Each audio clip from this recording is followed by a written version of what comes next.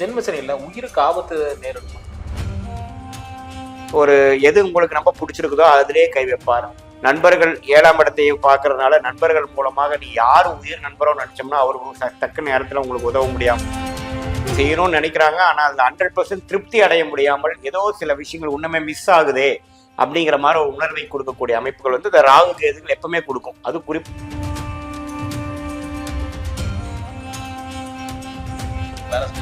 Company மாறுறது, இந்த மாதிரி விஷயங்கள்லாம் பண்ணலாம், கண்டிப்பா பண்ணலாம். பட் இருந்தாலும் அங்க போகணும்னா அப்படியே பெட் ஆஃப் ரோசஸா இருக்கும், ரொம்ப நல்லா இருக்கும்னு எதிர்பார்க்க முடியாது.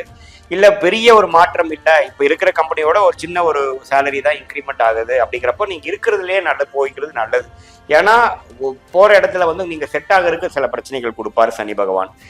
அதுக்கு அப்புறம் உங்களுக்கு தெரியும் அங்கேயே இருந்திருக்கலாமோ அப்படிங்கிற மாதிரி இருக்கும். ஸோ ஜென்மசனியில ஒரு டெசிஷன் எடுக்கிறீங்க, ஒரு திருமணம் பண்றீங்க, ஒரு தொழில் மாறுறீங்க, ஒரு வேலை மாறுறீங்க, எதா இருந்தாலும் எப்பவுமே ஒரு 7 நாட் சனி ஜென்ம சனிலாம் வரலாம் மனுஷன் உருப்படவே மாட்டான். மனுஷன் வந்து அப்படியே கம்ஃபர்ட் ஜோன்லேயே அவங்களோட ஓன் விஷயத்துல வருவாங்க. எப்போ வந்து இந்த 7 நாட் சனின்னு வந்து சனி ராசிக்கு முன்னாடி கட்டம், ராசி கட்டம் அடுத்த கட்டத்தை தாண்டி போதோ அப்பதான் ஜாதகர் வந்து அடுத்த லெவலுக்கு 2025 செய்யக்கூடிய முயற்சி 26, 27 தான் பலன் கிடைக்கும். ஸோ அந்த அளவுக்கு லோன் கட்டி நம்மளுடைய கெப்பாசிட்டி அந்த அளவுக்கு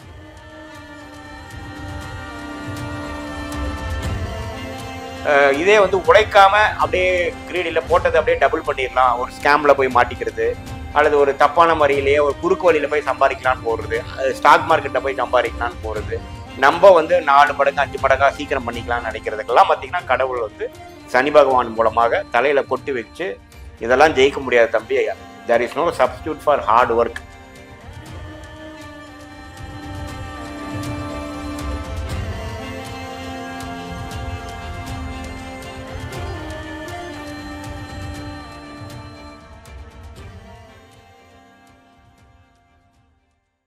வணக்கம் நேயர்களே, நான் உங்கள் மணிகரன் பிரபாகரன். பக்தி யுகம் சேனல் மூலியமா அவங்க சந்திக்கல மிக்க மகிழ்ச்சி. இன்னைக்கு ஸ்பெஷல் கெஸ்டா யார் வந்திருக்காங்க பாத்தீங்கன்னா scientific vedic astrologer astro Arunji அவர்கள் வந்திருக்காங்க. ஃபர்ஸ்ட் ஆஃப் ஆல் அவர் வெல்கம் பண்ணிடலாம். வணக்கம். வணக்கம். வணக்கம். கடந்த வீடியோ ஆங்கில புத்தாண்டு வழியை பண்ணிட்டு இருந்தோம். அந்த வகையில் கடைசி ராசியான மீன ராசி பத்தி பார்க்க போறோம். இப்போ 2025 பார்த்தீங்கன்னா 3 மிகப்பெரிய பயிற்சி நடக்கிறதுன்னு நம்ம பார்த்தோம். மார்ச் 29 சனி பயிற்சி, அதே சமயத்தில் ராகு கேது பயிற்சி, அதே சமயத்தில் குரு பயிற்சி, அடுத்தடுத்த ஒரு 2 வாரம் 3 வாரம், குறிப்பாக ஒரு 40-45 நாளுக்குள்ள 3 பயிற்சி நடக்குதுங்க. முதல் 4 மாசம் ஒரு மாதிரியான பேட்டர்னாகவும் அடுத்த வரக்கூடிய 8 மாசம் ஒரு மாதிரியான பேட்டர்னாகவும் நம்ம பிரித்து பார்க்கும்பொழுது மீனராசிக்காரர்களுக்கு எப்படி ஒரு பலாபலன்கள் நிறைந்த ஒரு 2025 ஆங்கில புத்தாண்டு இருக்க போது நம்ம பார்க்கலாம். இப்ப பாத்தீங்கன்னா முதல் 4 மாசம் எப்படி இருக்கிறாரு அப்படின்னா ராகுவே வந்து ராசிக்குள்ள நீடித்திருக்கிறார், கேது வந்து 7ஆம் இடத்துலயும் நீடித்திருக்கிறார். ஸோ ராகு கேது வந்து ராசியில வந்து கடந்த 1.5 வருஷமாக இருந்து மீனராசிக்காரர்களுக்கு நிறைய வந்து ஒரு குழப்பத்தையும் ஒரு விஷயம் செய்யணும்னு நினைக்கிறாங்க. ஆனால் அதில் 100% திருப்தி அடைய முடியாமல் ஏதோ சில விஷயங்கள் இன்னுமே மிஸ் ஆகுதே அப்படிங்கிற மாதிரி ஒரு உணர்வை கொடுக்கக்கூடிய அமைப்புகள் வந்து இந்த ராகு கேதுகள் எப்பவுமே கொடுக்கும். அது குறிப்பா கேது இல்லாமல் ராகுவே ராசிக்குள்ள இருக்கிறார் இல்லையா? ஸோ அப்படிங்கிறப்போ இன்னுமே அவங்க வந்து இன்னுமே அவங்க பொட்டன்ஷியல் வந்து இன்னும் இம்ப்ரூவ் ஆகிறதுக்கு தான் இருக்கே ஒழிய இன்னுமே அவங்க ரீச் ஆயிட்டாங்கன்னு சொல்ல முடியாது. அதே சமயத்துல சனி வந்து 12ஆம் இடத்துல கடந்த 2 வருஷமாக மீனராசிக்கு இருந்து விரயசனியாக வந்து கொண்டிருந்தது. அந்த விரயசனி என்ன படுத்துச்சுன்னு பாத்தீங்கன்னா வீண் விரயங்கள். உங்கள் ஜாதகத்தில் நல்ல திசைகள் போயிட்டு இருந்ததுன்னா அது ஒரு சுப விரயங்களா இருந்திருக்கலாம். இல்ல கொஞ்சம் சுமாரான திசை தான் சார் போயிட்டு இருக்கு அப்படின்னா தேவையில்லாத விரயங்கள், தேவையில்லாத செலவுகள், தேவையில்லாத வட்டி கட்டுறது, அனாவசிய செலவுகள் பண்றது, கேளிக்கைக்காகவும் சில ஒரு தேவையற்ற ஒரு வசதிக்காகவும் செய்யக்கூடிய அமைப்புகள் எல்லாமே கொடுத்துட்டு இருந்தது. இப்போ அவர் என்ன ஆகுறாருன்னா ராசிக்குள்ள போறார். அப்படிங்கிற விரயங்கள் குறைகிறது, விரயங்கள் கண்டிப்பாக குறைகிறது. அதே சமயத்துல ராகு வந்து ராசிக்குள்ள இருந்து விலகி 12ஆம் இடத்துக்கு வர்றது ஜாதகர் உன்னமே வந்து நல்லாவே வந்து கிளாரிட்டி பெறுகிறார், குழப்பங்கள் நீங்குது, அவங்க என்ன பண்ணணும், என்ன மிஸ் ஆகுது, இன்னும் அங்க போய் அவங்க நினைக்கக்கூடிய விஷயத்தை அடையறதுக்கு இன்னும் எவ்வளவு வேலைகள் செய்யணும், எத்தனை ஸ்டெப்ஸ் இருக்குதுங்கிறது தீர்க்கமாக தெரியக்கூடிய அமைப்பு வந்து இந்த ராகு கேது விலகிறது கொடுக்குதுங்க. சனி ஜென்ம சனியா வரும் பொழுது அதிக உழைக்கக்கூடிய அமைப்பு இருக்கும். அவங்களே பார்த்தீங்கன்னா அவங்களே பாரத்தில் அதிகமாக போட்டுப்பாங்க, அவங்களே பார்த்தீங்கன்னா அதிக லாங் ஹவர்ஸ் ஒர்க் பண்ணுவாங்க. ஏன்னா என்னதான் இருந்தாலும் குருவோட வீட்டுக்கு தான் வராரு, நம்ம வந்து பாதிக்காது. மீனத்துல வரக்கூடிய சனி வந்து மனசை நம்ம பாதிக்காது. பட் இருந்தாலும் ஃப்ரீயா இருக்க கூடாது. லாங் ஹவர்ஸ் ஒரு 8 மணி நேரம் 9 மணி நேரம் ஒர்க் பண்ணிட்டு இருந்தவங்க 12 மணி நேரம் 13 மணி நேரம் ஒர்க் பண்ண வேண்டியது இருக்கும். ஏன்னா அவங்க வந்து வேணுனே ஒர்க் பண்ணியே ஆகணுங்கிறது கிடையாது. ஒர்க் பண்ண விரும்பக்கூடிய அமைப்பும் அவங்களே அது மாதிரி ஒரு அமைப்பு பண்ணி வாழ்க்கையில ஜெயிக்கணுங்கிற ஒரு அமைப்பு கொடுக்கு. ஏன்னா எப்பவுமே ஒரு 7 நாட் சனி ஜென்ம சனிலாம் வரலைன்னா மனுஷன் உருப்படவே மாட்டான். மனுஷன் வந்து அப்படியே கம்ஃபர்ட் ஜோன்லயே அவங்களோட ஓன் விஷயத்துல வருவாங்க. எப்போ வந்து இந்த 7 நாட் சனின்னு வந்து சனி ராசிக்கு முன்னாடி கட்டம், ராசி கட்டம் அடுத்த கட்டத்தை தாண்டி போதோ அப்பதான் ஜாதகர் வந்து அடுத்த லெவலுக்கு ஒரு வழி தாங்குற ஒரு நபராகவும் உத்வேகம் உள்ள நபராகவும் வீரத்தை காட்டிலும் விவேகமே ஜெயிக்குங்கிற ஒரு புரிந்த ஒரு சீசன்டு கேம்பெயினர் அல்லது மெச்சூர்டான ஒரு பர்சனாக உருவாக்கும். அந்த வேலையை செய்வார். அப்படி செய்யும் பொழுது சில சில தொந்தரவுகள் வேலையில, தொழில்ல, உறவுகள்ல சில விஷயங்கள் கொடுப்பார். அதெல்லாம் எப்படி ஜாதகர் சமாளிக்கிறாரு, அது எல்லாமே பார்த்தீங்கன்னா ஒரு ட்ரைனிங் மாதிரி தான். சனி வந்து ட்ரைனிங் கொடுக்க போறாரு. அது மாதிரி விஷயங்கள் இருக்கும். நம்ம வந்து சாதகமற்ற பலன்கள் இருக்குன்னு சொல்ல முடியாது. ஓரளவுக்கு வந்து ஜாதகரோட பேஷன்ஸு, பொறுமை எல்லாத்தையும் டெஸ்ட் பண்ற மாதிரியும் அவரோட ஃபுல் கெப்பாசிட்டியில ஒர்க் பண்ண வேண்டிய மாதிரி ஒரு சுச்சுவேஷனை கண்டிப்பாக ஜென்மசனி கொடுப்பார். அதே சமயத்துல குரு பாத்தீங்கன்னா 3ஆம் இடத்துல இருந்து இருந்த ஒரு குரு 4ஆம் இடத்துக்கு வந்து தொழில் மேன்மையை கொடுக்க போறார். 10ஆம் வீடுங்கிற அதோட ஓன் வீட்டை, தனுசு வீட்டையே அதோட ஓன் வீட்டை பார்க்கறது மிகப்பெரிய பலம். அந்த 10ஆம் வீட்டை பார்க்கும் பொழுது அருமையான, அதாவது வேலைக்காக தொழிலுக்காக முன்னேறவங்க பல டைம் பவுண்டா இல்லாம ஒர்க் பவுண்டா போகுது. ஒரு ப்ராஜெக்ட்னு வந்துருச்சுன்னா அது ப்ராஜெக்ட் முடியறதுக்கு தான் வேலையோ இல்லைய, டைம் ஆயிடுச்சுன்னா அது நாளைக்கு தான் நான் பார்க்கணுங்கிற மாதிரி இல்லாமல் நம்ம உத்வேகமாக செயல்படக்கூடிய ஒரு அமைப்பு வந்து குரு கண்டிப்பா கொடுக்குறாரு. 12ஆம் இடத்துல ராகு வந்து 12ஆம் வீட்டையே ராகு பார்க்கறதுனால அதிகமான சில சோசியல் மீடியா துறை, கலைத்துறையில இருக்கிறவங்கள அதிகமான முதலீடு செய்து அடுத்த லெவல்லாம் போகக்கூடிய அமைப்பு. அது மாதிரி நல்லாவே ஒரு வெளி மாநிலம், வெளிநாடு, டிராவலிங்கு, புதிய விஷயங்கள் ட்ரை பண்றது, அதுக்காக சில காஸ்ட்லியான சில விஷயங்கள் வாங்குறது எல்லாமே பார்த்தீங்கன்னா வீண் விரயங்கள் போகி ஒரு முன்னேற்றத்துக்காகவும் தொழிலுக்காகவும் செய்யக்கூடிய ஒரு சுப செலவுகளாக மாறிடும். ஸோ குரு மாறுறது ரொம்ப நல்லது, ராகு மாறுறது நல்லது, ராகுவை குரு பார்க்கறது நல்லது. ஜென்மசனி வர்றது வந்து நீங்க எப்படி பாசிட்டிவா எடுத்துக்கலாம்னா, உண்மையில அடுத்த வரக்கூடிய வாழ்க்கைக்கு வேணுங்கிற எல்லா ஃபவுண்டேஷனான வேலைகளும் கடுமையான உழைப்புகளும் எல்லாமே செய்யக்கூடிய காலகட்டத்துக்குள்ள நம்ம இறங்கிட்டோங்கிறதான் எடுத்துக்கணுமே ஒழிய ஐயோ இனிமேல் வந்து நம்ம வந்து ஃப்ரீயா இருக்க முடியாதா, எல்லாம் பிரச்சனையா போயிருமாங்கிறது நீங்க கண்டிப்பா நினைக்க வேண்டாம். இந்த மாதிரி டைம்ல சுய தொழிலா அவர் பண்றது, அதே மாதிரி ஒரு வேலை செஞ்சுட்டு இருக்காங்க, இன்னொரு கம்பெனி மாறுறது, இந்த மாதிரி விஷயங்கள்லாம் பண்ணலாம். கண்டிப்பா பண்ணலாம். பட் இருந்தாலும் அங்க போகணும்னா அப்படியே பெட் ஆஃப் ரோசஸா இருக்கும், நம்ம நல்லா இருக்கும்னு எதிர்பார்க்க முடியாது. இல்ல பெரிய ஒரு மாற்றம் இல்லை, இப்ப இருக்கிற கம்பெனியோட ஒரு சின்ன ஒரு சேலரி தான் இன்க்ரிமெண்ட் ஆகுது அப்படிங்கிறப்போ நீங்க இருக்கிறதுலயே நல்லது போய்க்கிறது நல்லது. ஏன்னா போற இடத்துல வந்து நீங்க செட் ஆகிறதுக்கு சில பிரச்சனைகள் கொடுப்பாரு சனி பகவான். அதுக்கு அப்புறம் உங்களுக்கு தெரியும் அங்கேயே இருந்திருக்கலாமோ அப்படிங்கிற மாதிரி இருக்கும். ஸோ ஜென்மசனியில ஒரு டெசிஷன் எடுக்கிறீங்க, ஒரு திருமணம் பண்றீங்க, ஒரு தொழில் மாறுறீங்க, ஒரு வேலை மாறுறீங்க, எதா இருந்தாலும் பார்த்து கவனமாக பண்ணணும். ஏன்னா உடனே மாறுறது வந்து ஒரு அருமையான பலனை உடனே கொடுத்துருவாருன்னு எதிர்பார்க்க முடியாது. ஏன்னா இது ஒரு ராசியில வந்து சனி இருக்கிறது 2.5 வருடம் ஆகும். நாம 2025 பத்தி தான் நம்ம பேசிட்டு இருக்கோம். அப்படிங்கிறப்ப அதுவுமே ஏப்ரல் மாசத்துக்கு அப்புறம் தான் வருது. அந்த 6 மாசத்துல ஒரு பெரிய ஒரு ரிட்டர்னோ பெரிய ஒரு அருமையான பலனோ கொடுத்துட முடியாது அடுத்த கடைசி வரக்கூடிய 8 மாசத்துல. ஸோ எல்லாமே இந்த ஒரு 25-26ங்கிறது ஒரு டிரான்சிஷனரி பீரியட் தான். இதுல ஒரு 4 விஷயத்தை செய்து ஒரு 3 விஷயம் ஜெயிச்சு ஒரு விஷயம் ஜெயிக்காமல் நஷ்டப்பட்டு அப்புறம் அதுல இருந்து ஒரு மெச்சூரிட்டி பெற்று அடுத்த லெவலுக்கு போகக்கூடிய அமைப்பை தான் கொடுப்பாரே ஒழிய இது உச்சி குளிர்றமால எல்லாமே எடுத்ததெல்லாம் ஜெயிக்க போறோங்கிறது கிடையாது ஜென்மசனியில. அதனால வேலை மாறுறப்போ கொஞ்சம் பார்த்து கவனமா அந்த அளவுக்கு ரிஸ்க் எடுக்கக்கூடிய டைமான்னு பார்த்து தசாபுக்திகளும் அந்த அளவுக்கு சிறப்பா சப்போர்ட் பண்ணா மட்டும்தான் பண்ணணும். இந்த ஜென்மசனியில உயிருக்கு ஆபத்து நேரிடுமா? கண்டிப்பாக இல்லை. அது அஸ்தம சனியில தான் பேசணும். அஸ்தம சனிங்கிறது 8ஆம் இடத்துல சனி வரும் பொழுது மரணத்துக்கு ஒப்பான கண்டங்கள், ஆப்ரேஷன் பண்றது, கத்தி வைக்கிறது, ஒரு தீர்க்கமான ஒரு விஷயத்த பண்ணலினா உயிருக்கே பிரச்சனையா போயிடும், விபத்துகள் உள்ளாகிறது, அடிபடுறது, அது மாதிரி விஷயத்தை கொடுப்பார். ஜென்மசனிக்கும் ஆயுசு பாவத்துக்கும் பிரச்சனை சம்மந்தமே இல்லை. லக்னம் சம்மந்தப்படும், அதாவது உங்களுடைய மனசு சங்கடப்படும். ஒரு எது உங்களுக்கு ரொம்ப பிடிச்சிருக்குதோ அதிலே கை வைப்பார்.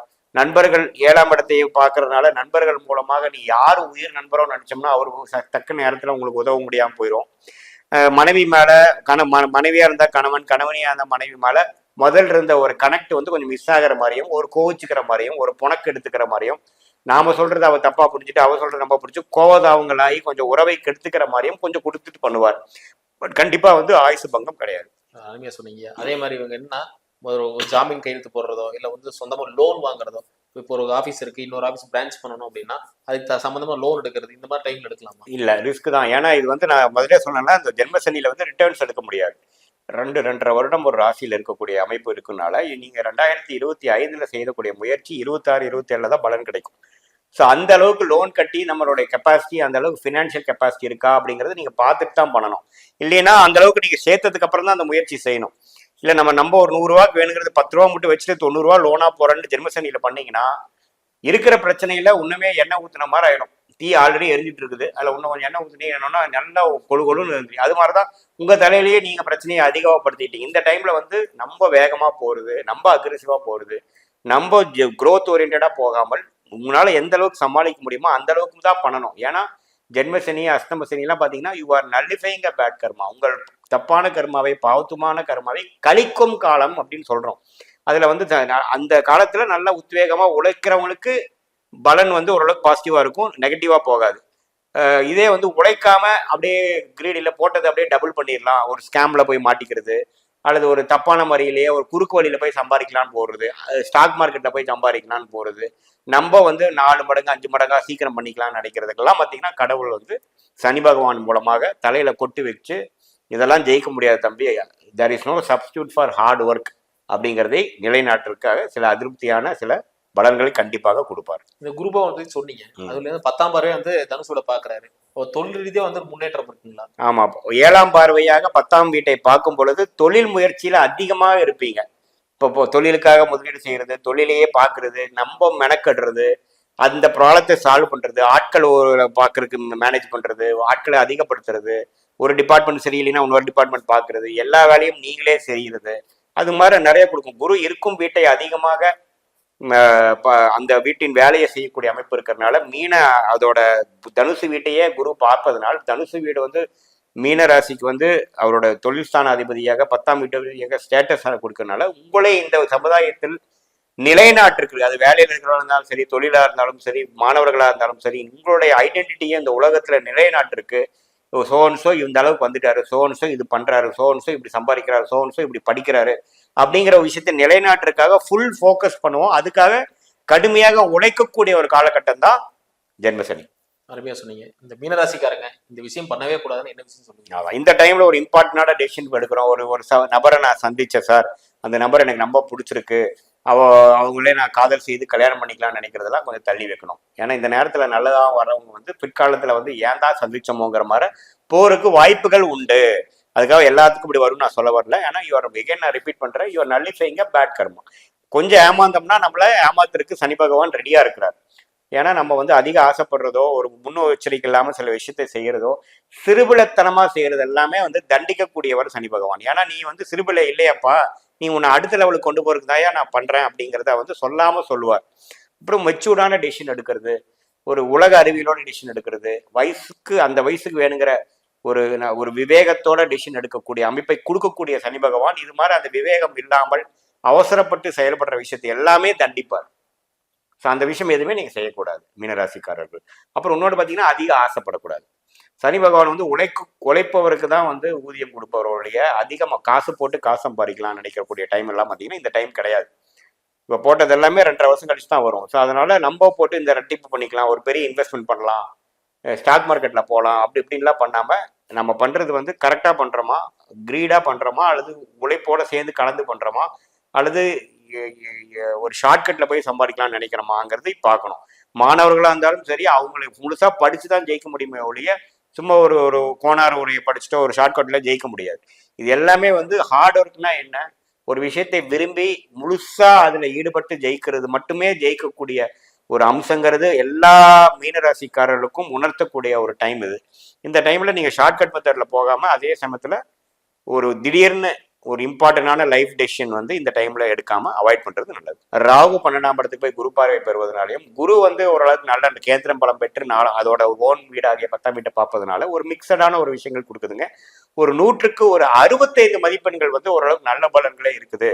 இது வரக்கூடிய 26, 27, 28 வருடங்களுக்கு வேணுங்கிற அஸ்திவாரத்தை கொடுக்கக்கூடிய ஒரு ஃபவுண்டேஷனான விஷயத்தை கொடுக்கக்கூடிய ஒரு ஆண்டாக மீனராசிக்காரர்களுக்கு கண்டிப்பாக உண்டு. ரொம்ப அற்புதமா சொன்னீங்க. நிறைய பேருக்கு டவுட்டை கிளியர் பண்ணிட்டீங்க. ஏன்னா அது பாதகத்தை தருமா சாதகத்தை தருமான்னு சொல்லிட்டாங்க. ரொம்ப நன்றிங்கய்யா.